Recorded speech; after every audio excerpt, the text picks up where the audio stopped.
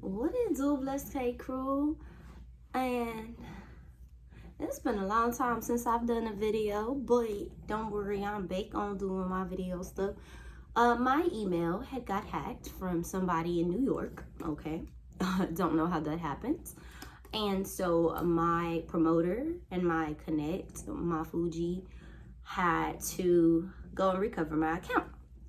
And I got it today. And you know, just a little testimony. I prayed to the Most High. I said, Lord, if this be your will, then allow me to get that account back. But if it's not your will, Father, then I don't need this account.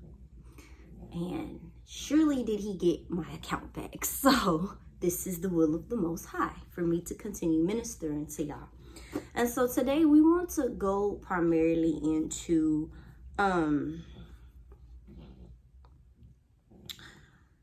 talking about narcissists again, because you know I've already made videos on it, but we want to talk about some characters in the Bible who were narcissists. And we also want to talk about female narcissists. And we also want to even talk about, you know, how the devil was the first narcissist ever, and how Cain would have been the second narcissist.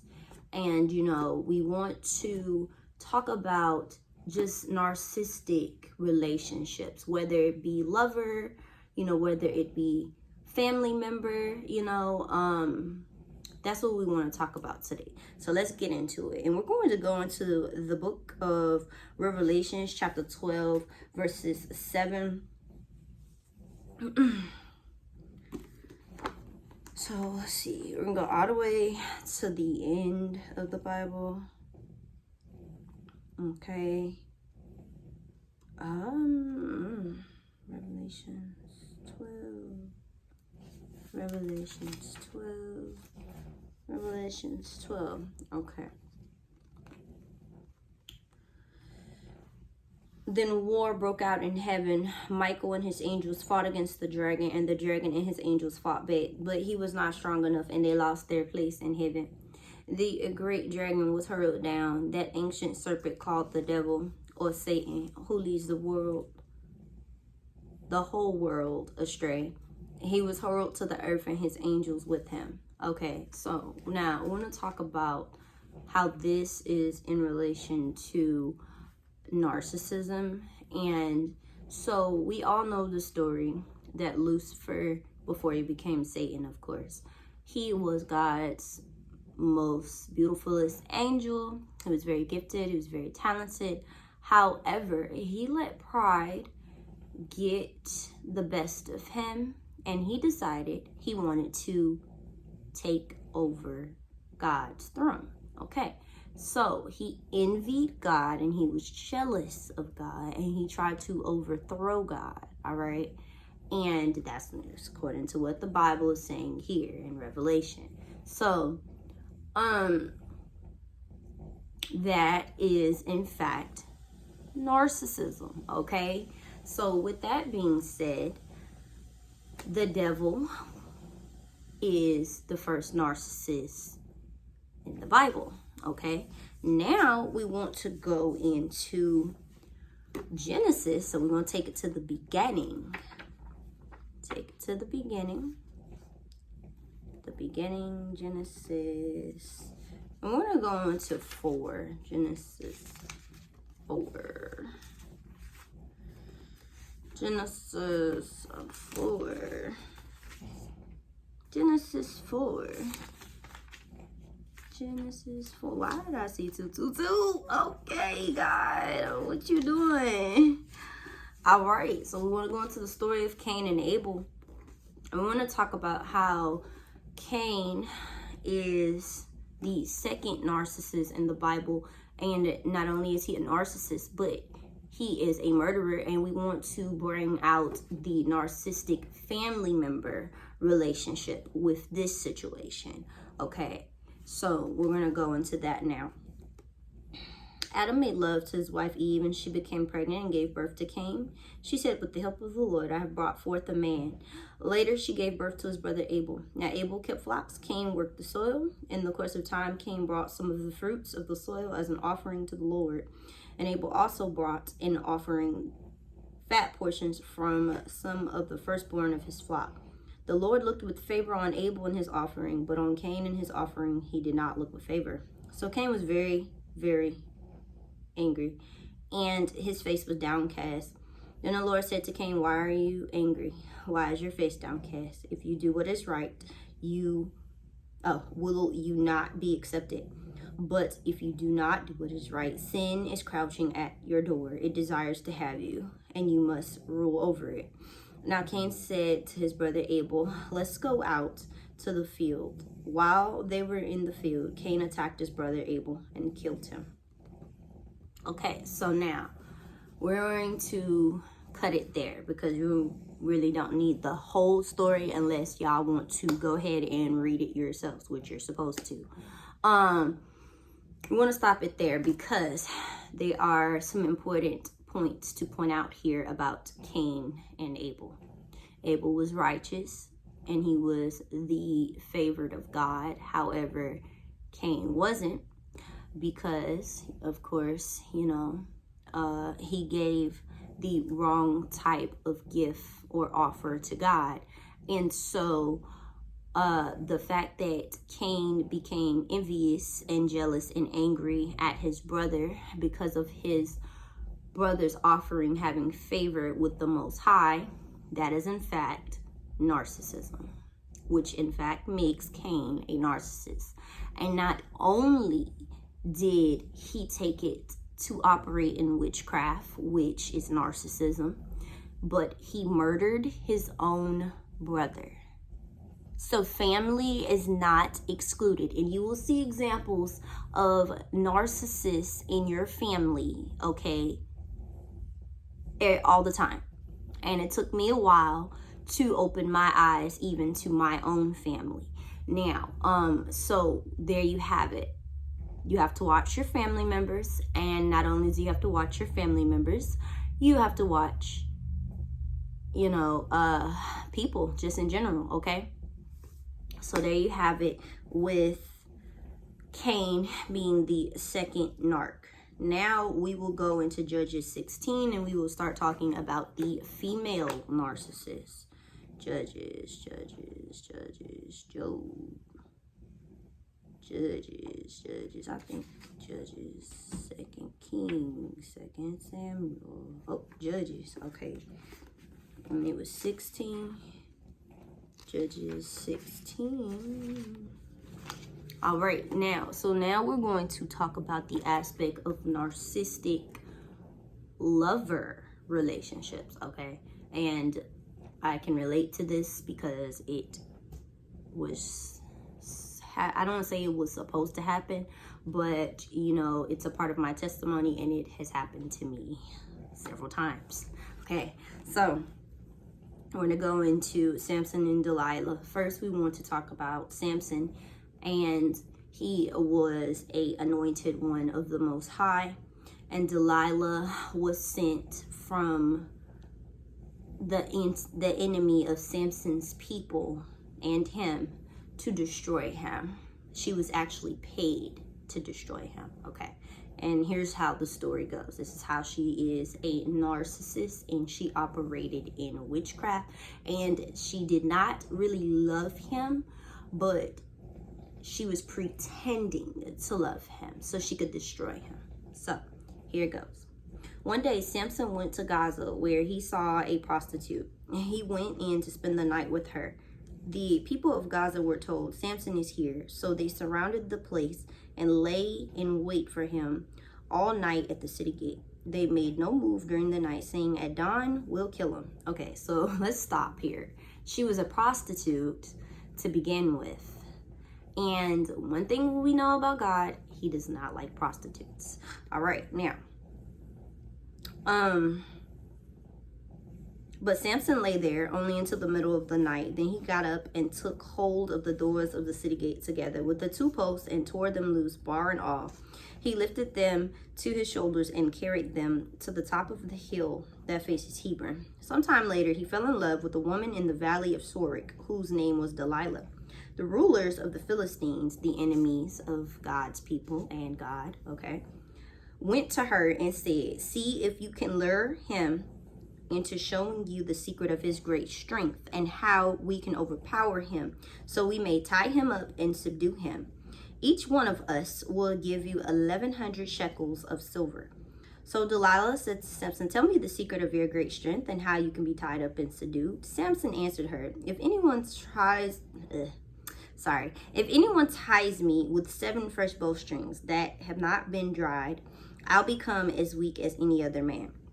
And then the rulers of the Philistines brought her 7 fresh bowstrings that had not been dried, and she tied him with them, with men hidden in the room. She called to him, "Samson, the Philistines are upon you." But he snapped the bowstrings as easily as a piece of string snaps when it comes close to a flame. So the secret of his strength was not discovered, So Samson basically made a fool out of this woman. But where he messed up was he stayed with the woman, which doesn't make any sense, So now, then Delilah said to Samson, "You have made a fool of me. You lied to me. Come now, tell me how you can be tied." He said, "If anyone ties me securely with new ropes that have never been used, I'll become as weak as any other man." So Delilah took new ropes and tied him with them. Then, with men hidden in the room, she called to him, "Samson, the Philistines are upon you." But he snapped the ropes off his arms as if they were threads. Delilah then said to Samson, "All this time you have been making a fool of me and lying to me. Tell me how you can be tied." And he replied, "If you weave the 7 braids of my head into the fabric on the loom and tighten it with the pin, I'll become as weak as any other man." So while he was sleeping, Delilah took the 7 braids of his head, wove them into the fabric, and tightened it with the pin. Again she called to him, "Samson, the Philistines are upon you." He woke from his sleep and pulled up the pin and the loom with the fabric. Then she said to him, "How can you say I love you when you won't confide in me? This is the 3rd time you have made a fool of me and haven't told me the secrets of your great strength." With such nagging, she prodded him day after day until he was sick to death of it. So she is really determined to destroy this man of God, So y'all had to watch. So he told her everything. "No razor has ever been used on my head." He said, "Because I have been a Nazarite. Dedication my head," he said. "Because I have been a Nazarite dedicated to God from my mother's womb. If my head were shaved, my strength would leave me, and I would become as weak as any other man." When Delilah saw that he had told her everything, she sent word to the rulers of the Philistines, "Come back once more. He's told me everything." So the rulers of the Philistines returned with the silver in their hands. After putting him to sleep on her lap, she called for someone to shave off the 7 braids of his hair, and so began to subdue him, and his strength left him. Then she called, "Samson, the Philistines are upon you." He awoke from his sleep and thought, "I'll go out as before and shake myself free." But he did not know that the Lord had left him. Then the Philistines seized him, gouged his eyes, and took him down to Gaza, binding him with the bronze shackle. They set him to grinding grain in the prison, but the hair on his head began to grow again after it had been shaved. Now the rulers of the Philistines assembled to offer a great sacrifice to Dagon, their god, and to celebrate, saying, "Our God has delivered Samson, our enemy, into our hands." When the people saw him, they praised their God, saying, "Our God has delivered our enemy into our hands, the one who laid waste our land and multiplied our slain." While they were in high spirits, they shouted, "Bring out Samson to entertain us." So they called Samson out of the prison, and he performed for them. When they stood him among the pillars, Samson said to the servant who held his hand, "Put me where I can feel the pillars that support the temple, so that I may lean against them." Now the temple was crowded with men and women. All the rulers of the Philistines were there, and on the roof were about 3,000 men and women watching Samson perform. Then Samson prayed to the Lord, "Sovereign Lord, remember me. Please, God, strengthen me just once more and let me, with one blow, get revenge on the Philistines for my 2 eyes. Then Samson reached toward the 2 central pillars on which the temple stood, bracing himself against them, his right hand on the one and his left hand on the other. Samson said, "Let me die with the Philistines." Then he pushed with all his might, and down came the temple on the rulers and all the people in it. Thus he killed many more when he died than while he lived. Then his brothers and his father's whole family went down to get him. They brought him back and buried him between Zorah and Eshtaol in the tomb of Manoah his father. He had led Israel 20 years. Okay, so we got Samson, bruh. He was destroyed. Not destroyed, but you could say he was destroyed, to be honest. So you have Samson sabotaged and given to his enemies by a lover. Imagine that. Okay, so Delilah was the female narcissist in the situation. All right, now we will go in. We're going to go into 2 Kings, and we will talk about Athaliah. Ooh, another person who was willing to kill her family members just so she could be in power. Athaliah, 2 Kings 8:16. Okay, 2 Kings. 2 Kings. Ooh.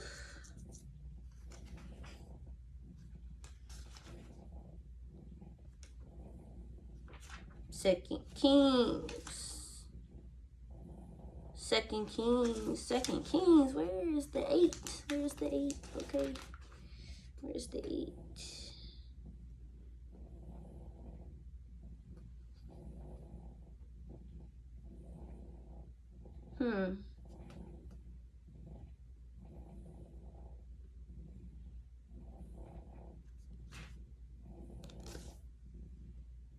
There it goes. Why did they say 8:16? That's weird. Okay. That took me to the wrong verse. So it's actually 2 Kings 11. All right, and here we go. When Athaliah, the mother of Ahaziah, saw that her son was dead, she proceeded to destroy the whole royal family. But Jehosheba, the daughter of King Jehoram and sister of Ahaziah, took Joe, son of Ahaziah, and stole him away from among the royal princes who were about to be murdered. She put him and his nurse in a bedroom to hide him from Athaliah so he was not killed. He remained hidden with his nurse at the temple of the Lord for 6 years while Athaliah ruled the land. Okay, so now,